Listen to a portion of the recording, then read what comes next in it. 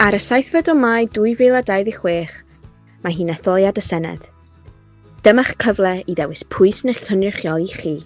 Os ydych chi wedi dewis pleidlais bost, bydd yn cyrraedd yn y post yn fuan, ac yn cynnwys popeth rydych chi ei angen. Dyma 6 cam cyflym a hawdd i gael eich pleidlais mewn pryd.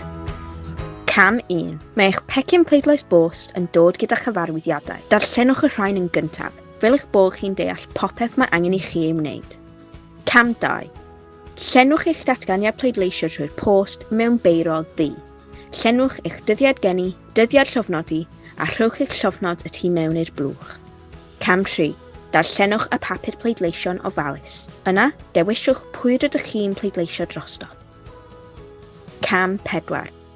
Plygwch y papur pleidleisio, rhowch o yn amlen A a'i selio ar gau. Mae hyn mwyn cadw eich pleidlais yn ddiogel. Cam 5. Rhowch y datganiad pleidleisio ac amlen A yn amlen B a'i selio ar gau. Sicrhewch bod y cyfeiriad yn gallu cael ei ddarllen trwy'r ffenestr. Cam 6. Ewch i'w ffosio. Dydych chi ddim angen stamp. Cofiwch, mae'n rhaid eich bleidlais cyrraedd erbyn 10 o hwyr ar y diwrnod pleidleisio.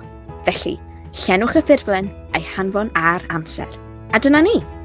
Os oes gennych chi unrhyw gwestiynau, cysylltwch â ni.